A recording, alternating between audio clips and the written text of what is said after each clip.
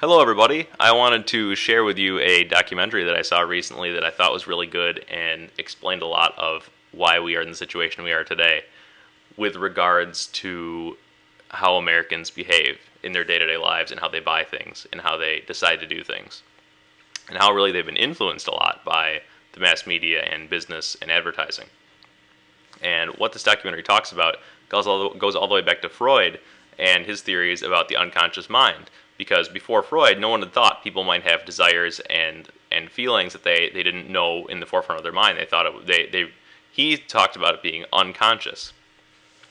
And so what they eventually figured out to do is to play to these unconscious desires from people. They figured out they would have focus groups and talk to people and figure out through just question after question after question to figure out these unconscious desires in people and eventually bring them to the forefront of their mind.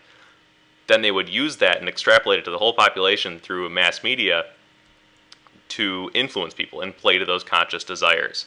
So one example of that they talk about in this movie is Edward Bernays, who is Freud's nephew, came to America. He started a public relations firm to help businesses do this kind of thing.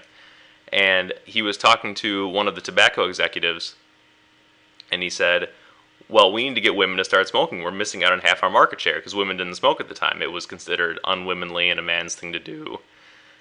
And he thought about it and had these focus groups with women and figured out the problem was that they didn't, well, the problem was obviously they felt no need to smoke, but he figured out how to get them to feel like they needed to and make it feel like it was good for them.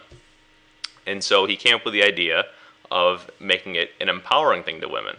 And the way he conveyed that to everyone is in a big parade in New York. He got a bunch of debutantes, good-looking, young, fancy ladies, to march in the parade, and then at his signal, they all took out a cigarette and started smoking. And he tipped off the media to this, and it was a big story because women weren't normally smoking in public. And it was these good-looking women. So all the other women saw this and were like, wow, look at those good-looking women. They're empowered by smoking. I'm going to smoke. So I think that really is a good example to show the power of this kind of thinking where you can play to people's unconscious desires. Because look at like things you see with, I don't want to pick on women, but just an example you might see today of some wrinkle cream in a magazine for a woman, or and anything like that, where they show you a picture of someone who's good, having a good time, and then they're using this product, and that's why. And so the woman thinks, I'm going to have a good time, I'm going to be like her because she's what I want to be like, and then you buy that.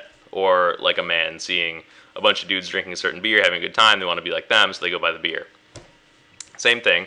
And they figured out this theory had a lot of implications and a lot of uses to make money. And so the documentary goes through the history of the last 60 years about how they got people to buy more and more crap and influence them to do so.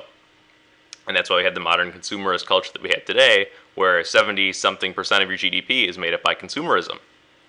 And they talked about this back in the 30s, how they were going to change America from a needs-based culture, which it was at the time because people only bought stuff they needed, to a desires-based culture. They were to convince people that they desired all this stuff to consume even before they were done consuming it. And they essentially did that. And it goes through that history, and it also goes through how this, eventually, they took the idea and used it to affect the political process. They went and did focus groups with people and figured out what they wanted, and they did political campaign ads on TV to play to those desires and get them to vote for certain people. And you see this in Bill Clinton's re-election. Things were going very bad for him, and then they did all these focus groups, and he was resistant to this at the time. He's like, what if we can't focus on the big issues, then what's the point? But they found out they just needed to focus on these little issues that the middle class, certain people, certain swing voters in the middle class wanted, maybe 10% of the population, and they won the re-election because they focused on these dumb little issues like putting V-chips in TVs. So it goes through how we became how we are, the consumerist nation, and the political process. So it made me think that we obviously don't want to be a nation of just consumers, and we don't want to spend all our money on frivolous things that actually don't make us happy. And it made me remind me of a book I read that convinced me of the same thing a few years ago, and that is called Stumbling on Happiness.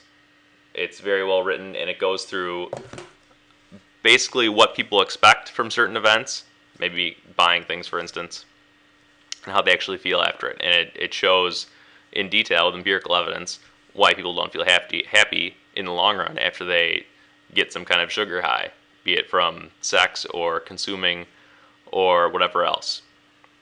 So it's a great book. I'd highly recommend it, and also a great documentary. So it's called Century of the Self and can be found on Google Video. It's in 4 parts. I'll post a link to that and a link to the book. And what I'm taking away from all this is that consumerism is not something that is natural, and it's not something that makes you happy. And it's not good for the economy. It doesn't produce anything. It's not good for me. I could save my money and do something better. And it's something I've thought about a lot over the last few years, and I've slowly gotten better and better about not being consumerist, even though I was brought up in a consumer economy. And I am curious to know how you guys avoid being consumerist, or if you don't avoid it, and what your feelings are about it. Because I know sometimes I struggle with it. Like if friends want to go do something like go see a movie, or instead of just staying at home and hanging out, because I think all you need to really do is hang out with people, or go to some fancy restaurant when we could, all hang out and cook dinner or something, which I think is just as fun. And I think it's just something I struggle with. I don't want to be like, the guy who does that and is trying to poo-poo everyone. But I think, it's better to just save your money.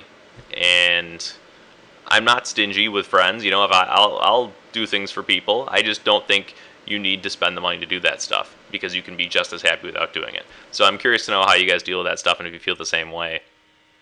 And thank you. That's all I got. Thanks.